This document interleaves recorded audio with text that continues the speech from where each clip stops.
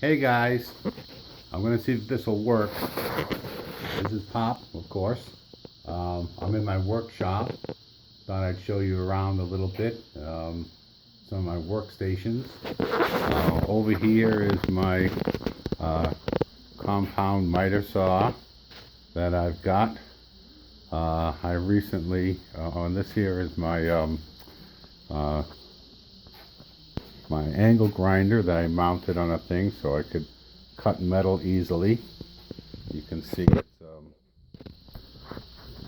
it swings down and I can put different blades on it. I recently picked up a thickness planer. It's an old one, but it works good. It's only a 10-inch. It's a Ryobi. I made a stand for it so that I can roll it in and out as I needed it.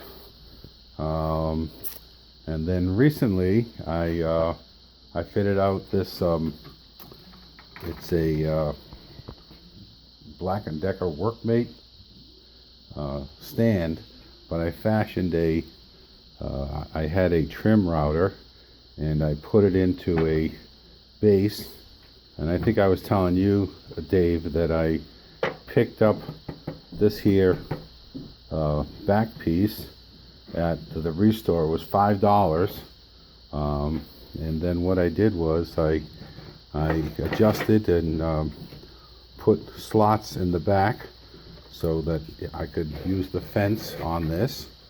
And let's see.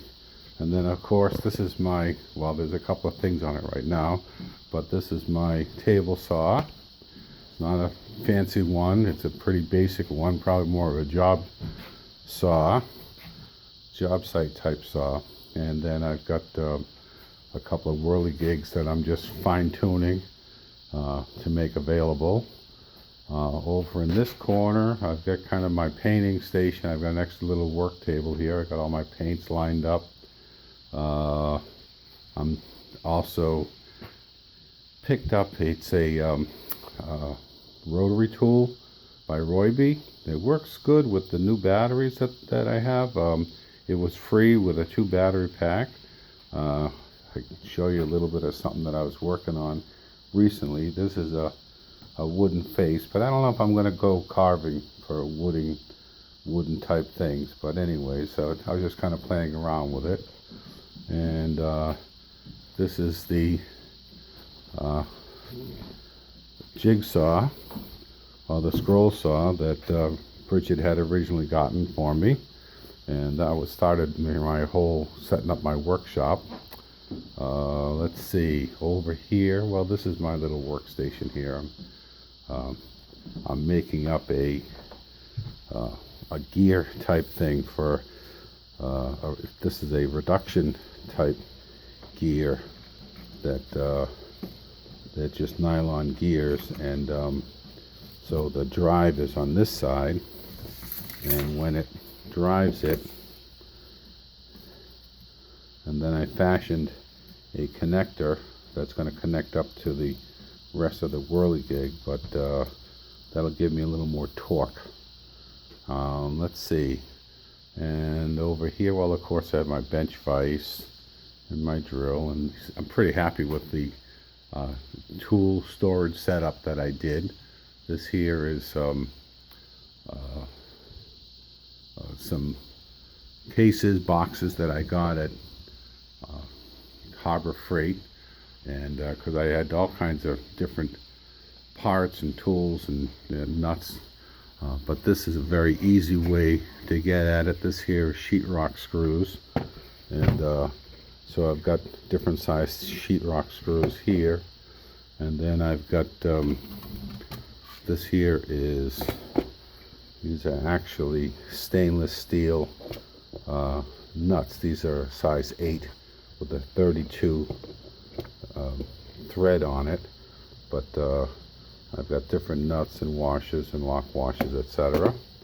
Over here I have my little design station where I've got a drafting table set up, and right now, as you can see, I'm kind of working on my latest whirligig is going to be having some kind of either an organ grinder type person, or ringmaster, and he's going to be turning the crank, and I hope to incorporate some monkeys into it, but we'll see how that develops. And then over on this side I've got my drill press, and this is my my sanders, my belt sander and disc sander, not a disc sander, a disc sander. This is a, and again, all this stuff is not high end. This all came from Harbor Freight. But I made this table, the top for it, and I put in some T-tracks, and I also fashioned some clamps. You can buy them, but they're expensive. So I just took a carriage bolt and I ground down, I don't know if you can see it, ground down the edge of it so it would fit in the track like so. Kind of hard doing this one-handed, but I can hold down things. Sometimes things tend to want to move on the especially if I'm doing a hole saw or something like that. And then the only other thing, let's see, this is the furnace, which is sort of given. This is my bandsaw, and I did a couple of things with the bandsaw. I added this light here to it, and I also changed up the light that's on the inside here to a LED light that's nice and bright. But I'm using the bandsaw more and more. This was again another, I think I only paid $60 for it, believe it or not. It's an old Craftsman, but I got new blades for it, so it works good. And probably that's about all I'm going to show you right now. I'm going to do another video and I'll show you my dust collector system, and I'll do that next.